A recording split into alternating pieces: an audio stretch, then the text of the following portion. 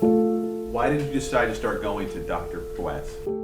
I needed a GYN, and I was told that he was one of the best ones, and he lived near me, so I started going to him. Back then, I was thinking that he was a doctor and that he knew what was best and was going to take care of me. He was one of the most desirable doctors to work with. I'd had several, to mention 3 of them, cancer scares with cyst, and he made sure that he was there at the hospital. He stayed with me at least an hour afterwards, standing there, holding my hand, making sure that everything was okay. Pam was a woman who contacted us right after Dr. Perwaiz was arrested. Pam was a longtime patient of his, one of the earliest patients, I believe, that we talked to. She started going to him in the early 80s, right after he went into solo practice, and she trusted him. When my daughter was born in '99, he was in the operating room with me, and he was the first one to hold my daughter and to make sure. I told him to count her fingers and toes and make sure she had them all, and he kissed her on the forehead, and then he handed her to me. All I know is that he was a friend to me from the very beginning. Once he was arrested, many of his patients started to wonder if they were also victims. I'm amazed because I never saw that side of him. I always saw a very kind, gentle man. How did you hear that he was arrested? Over the news. The charges filed in federal court, healthcare fraud. But specifics of the charges against Hysterectomy Perwaiz are far more disturbing.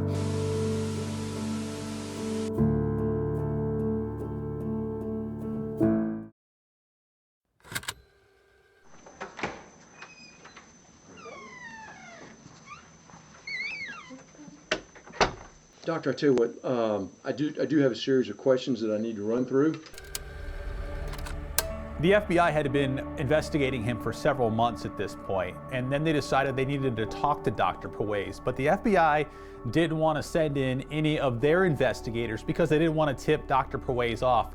And so they sent investigators from the Department of Health and Human Services to go talk to him. If you just bear with us here, and some of the things, if I don't pronounce them correctly, my knowledge is not the greatest in that area, so I'll rely on you for that, sir. But how many folks do you have here at your practice in terms of patients, approximately? About, it varies, 100, 210 a week, give or take. Okay.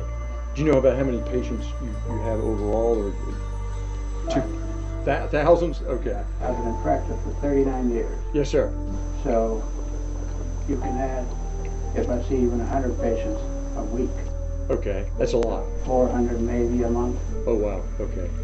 Maybe 5,000 a year.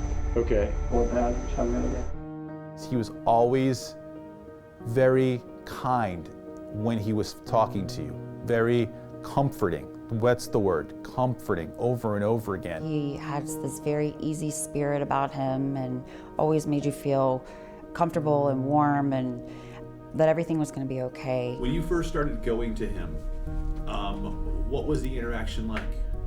He was friendly, very welcoming. He made me feel comfortable with him. Each visit went well to me when I was having my kids because, like I said, he made me feel comfortable and assuring on everything that he did. I trusted him. He was my doctor, and I figured, I was in good hands at the time. I never was scared. He told me some about him growing up, how his life was, and that his mom wanted him to be a doctor. He was pleasant. He talked about his country. He talked about his family. I was curious about his past, and was in awe, of course, of his speed and with the high-tech stuff now versus the rudimentary stuff that they had to use 30 or 40 years ago in third world countries. I mean, of course you're gonna get better, and the more you do it, the better. I mean, it's like anything. The more you do it, the more precise you are. I asked him, how do you get this quick? And he explained to me, I've done so many surgeries that I've had to be fast, that I only have numbing medicine and I can only block nerves. He was the best OBGYN that I could ever hope for, and I had referred him to so many people. Even your flesh and blood, even your own daughter. Yes, my daughter, several people that I work with. I know my nieces from a prior marriage, they went to him, and they, as far as I know, they never spoke ill of him. He came here to practice being a doctor to help people in the United States. That's all he would tell me about why he came here. When we talk about the American dream, he wanted to make his life better. And he just figured he wasn't going to be able to do that in Pakistan. We learned when he came over here that he stayed with some family friends for a while. He learned English very quickly, and he did that by reading books and by simply watching TV. He got his residency at Charleston University of West Virginia.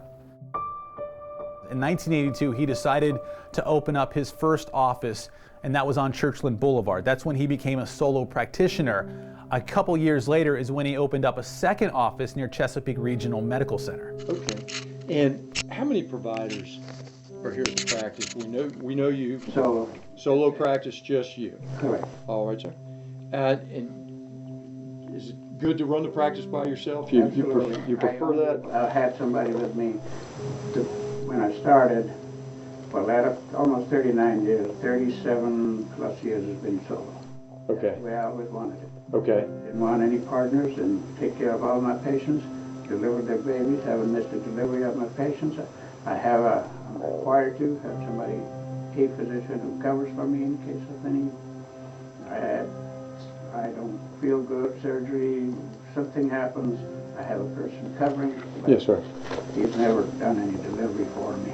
Sure.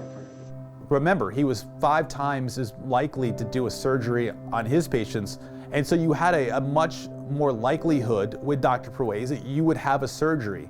My name is Tracy Colley. I live in Virginia Beach, Virginia.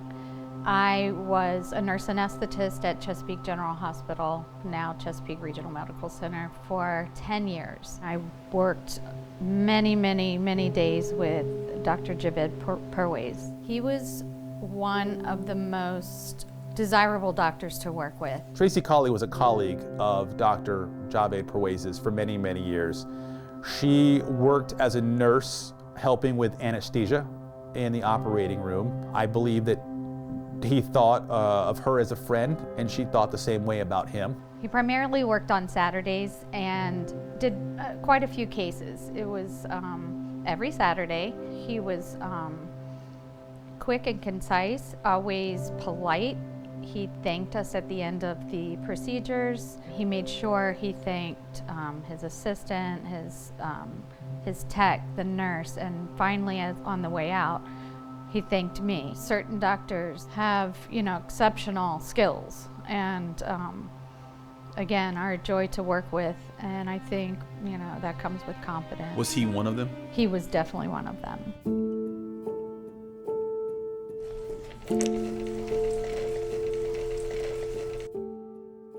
My name is Robin Serta, and I live in the city of Portsmouth, Virginia, and I have been a patient of Dr. Perwaiz for, I would say, all of the 80s and partial 90s. Why did you start going to him in the 80s? I had, he told me that I had a cyst on my ovary, and so he needed me to go into the hospital and have it popped. I had the cyst drained, and then he told me that the ovary was going to continue to produce the cyst. So he told me I needed to have it taken out.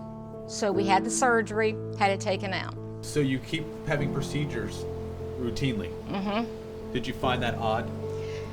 Well, I did. Now I did. Now I do. I feel that way. But back then, I was thinking that he was a doctor and that he knew what was best and was going to take care of me and do what was best for my body. I was 30 years old when he did my hysterectomy. Was he pushing the hysterectomy on you, or you felt like he was pushing it on you? Yeah, exactly. It was, even before the other cyst, he just kept saying, we're going to end up having to do a hysterectomy. Did he ever give you a reason why you needed a hysterectomy? He said it was because of the endometriosis, and that's all he said.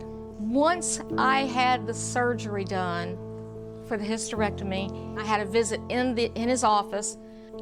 He didn't want anything to do with me. Nothing. He'd gotten all the money out of me, all the parts he could take out, and I felt like he dropped me. He didn't give me anything to replace what he took out as far as hormones. Because when you have a hysterectomy, you go through a lot of changes. And I'm not talking over months, I'm talking instantaneously when you wake up. It is horrifying for someone at 30 to be going through something they should be going through in their 50s or 60s. My name is Pam Burritt. I live in Chesapeake, and I've been a patient of Dr. Perwaiz since 1981. He was a very nice man to me and my daughter. Did you ever question him? Never did. I just assumed that what he told me was correct and above board. I never had any pain, never had any problems whatsoever. I was going completely by what he saw on the ultrasounds. And then why did the hysterectomy come about after your tubes were tied? They said that I could go ahead and have a hysterectomy so that I wouldn't have any future problems coming up.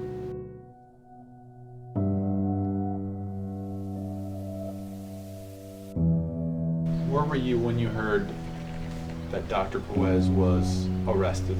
Sitting on my couch, and my mouth just dropped.